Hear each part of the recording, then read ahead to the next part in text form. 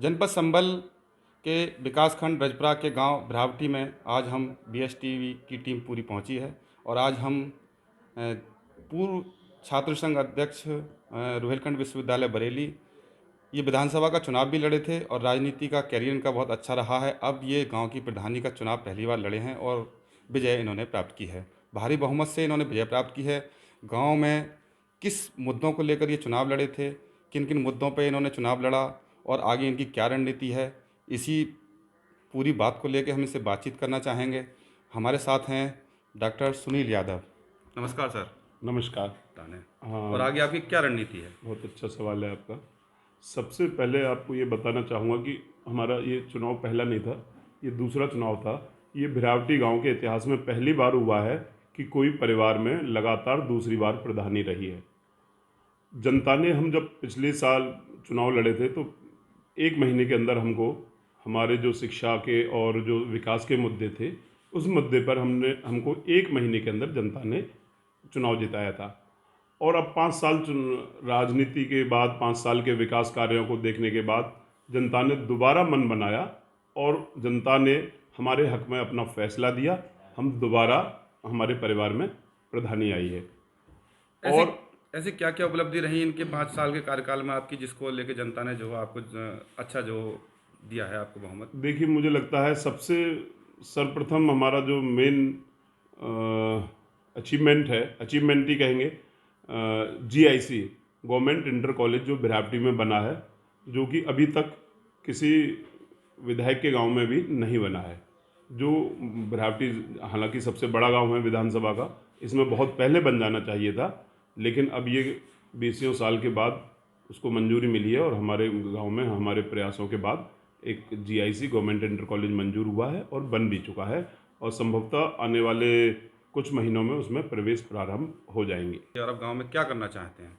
देखिए, हमारा उद्देश्य सिर्फ और सिर्फ विकास और शिक्षा, 2 उद्देश्य हैं हमारे क्षेत्र में राजनीति करने को, जिनको लेकर के हम यहाँ आए हैं बरेली छोड़ करके, कि इस क्षेत्र में शिक्षा का प्रचार प्रसार बहुत कम है।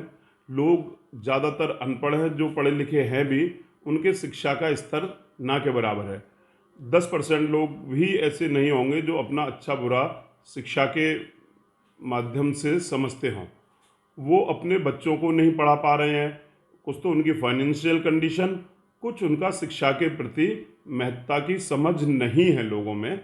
इसलिए हमने ये तय किया है कि इस क्षेत्र में शिक्षा की अलख जगानी है और घर घर शिक्षा को पहुंचाना है। जो लोग आज तक शिक्षा से दूर रहे हैं, जो बच्चे गरीबी की वजह से, जो बच्चे अपने काम की वजह से पढ़ाई नहीं कर पाए हैं, उनको स्मार्ट क्लास के माध्यम से हमने यहाँ पर एक अपनी गाड़ी बनाई है, जो तमाम महीनों चल चुकी है, आचार संहिता की वजह से रुकी थी। अब हम एक नई गाड़ी तैयार करने जा रहे हैं, जिसके माध्यम से यहाँ के क्षेत्र में हम शिक्षा का प्रसार स्मार्ट क्लास के थ्रू करेंगे, जो घर घर मोहल्ले मोहल्ले जाकर बच्चों को पढ़ाएगी। और आने वाले समय में और क्षेत्र गांव से बाहर भी उसका शिक्षा का प्रचार प्रसार हम निश्चित रूप से करेंगे। ये थे हमारे साथ डॉक्टर सुनील यादव। इनका जो मेन उद्देश्य और राजनीति करने का जो उद्देश्य है, इनका बहुत क्लियर और साफ उद्देश्य है। जनता के बीच ही जो आए हैं अपना उद्देश्य लेके, शिक्षा। अगर शिक्षित है कोई व्यक्ति तो अपने अधिकार, अपने कर्तव्य, उनको परख हो सकती है। तो सबसे पहला इनका मंत्र जो है वो शिक्षा का है। शिक्षित करना है गांव को। गांव अगर शिक्षित है तो गांव अपने आप विकास कर सकता है, अपनी बात को समझ सकता है, अपनी बात को आगे रख सकता है। हमने नारा भी दिया था, शिक्षित ये होगी भिरावटी तो विकसित होगी भिरावटी।